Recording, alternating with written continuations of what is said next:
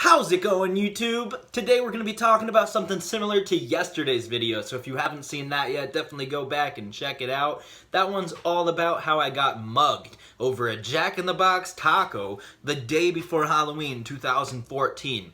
But today we're going to be going back even a little bit further than that and telling you about the time that I almost got murdered. And it wasn't even my fault.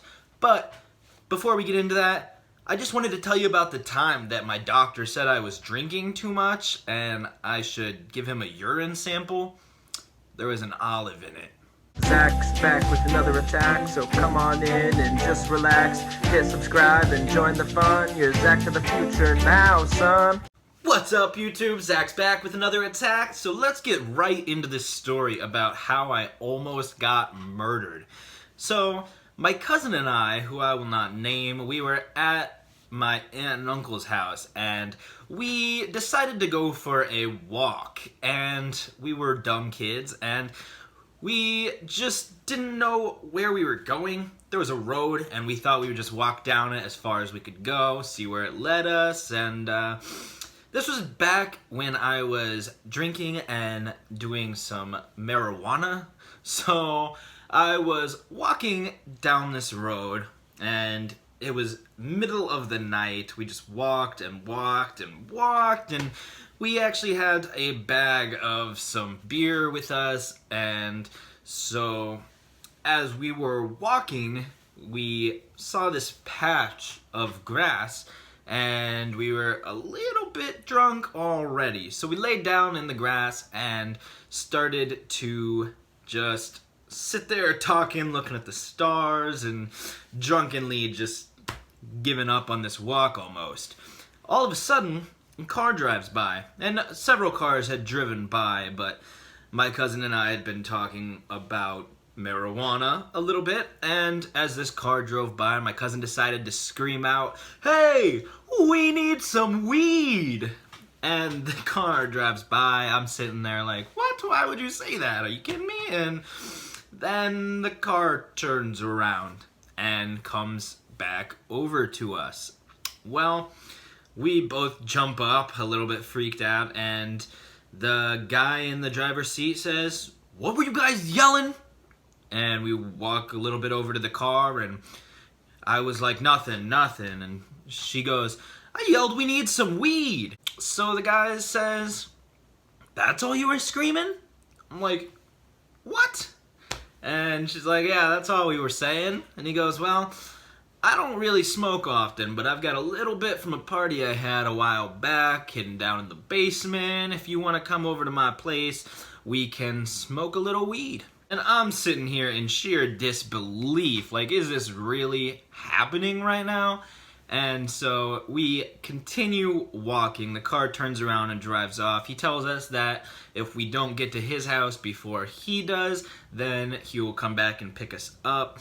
So we continue walking on this path. It's been probably at least 2 hours of walking at this point, maybe a little less, but either way, we just keep walking and talking, and we're telling each other about, what if these people are gonna kill us? What if these people are gonna rape us? You know, we don't know. And as we're saying, what if these people are gonna kill us or rape us, we hear a voice to our right saying, "You talking about us?"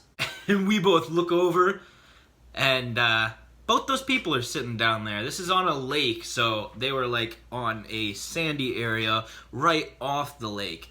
And we see them over there and pretend like we weren't talking about them killing or raping us. But we walked over to where they were. They had a cooler out there with some beer, and they were kind of just watching the lake, talking, shooting the crap, and having a good time as well. So we sat down with them and we drank some more of their beers, and we smoked a little weed. We did what we did, you know, and the guys were pretty cool, honestly. We had a good chat with them, we had some fun, and we made some new friends, kind of. That's the only time we ever saw those guys, so I have since gone back and tried to see them again, see if they remember that and anything like that, but I've never been able to see them again, despite walking over to that place again several times with other people, and things like that. So, but that's not even where the story gets really good, guys, because all of that happened, and we finished up after just hanging out with them for a while. We decided to turn around, walk back home. Obviously, it was starting to get early, and we had to be home before everybody else started waking up again. So we turned around and started back down this long road, at least a 2-hour walk home, I would say. And as we're walking, another car starts to come our way. So, my cousin, thinking that it's a cop and not wanting to get in trouble for drinking in public and things like that, she jumps in between two cars in somebody's driveway. Now, the car drives past us, and it's not a cop, and it keeps on going, so we're safe. So I say, come on, let's go. Let's keep moving. And next thing we know, the door of that house opens up, and a woman in just a robe comes down the steps of the house and starts walking towards us. At this point, my cousin and I are walking as fast as we can away from this house, keeping down this road. But the lady goes all the way into the road in just her robe, and we look behind us, and she is holding a gun. This woman has a gun, and we are walking as fast as we can. Once we see she has a gun, though, we take off running. We are going as fast as we can, as far away as possible, as quick as possible. And a few minutes later, we go over this big hill, and as we're getting to the bottom of it, we don't see the lady. She's in a robe, you know, we don't think anything's gonna happen. We're way past her house, over a hill, and she's in a robe. We're not messing with her house, you know. We think we're good.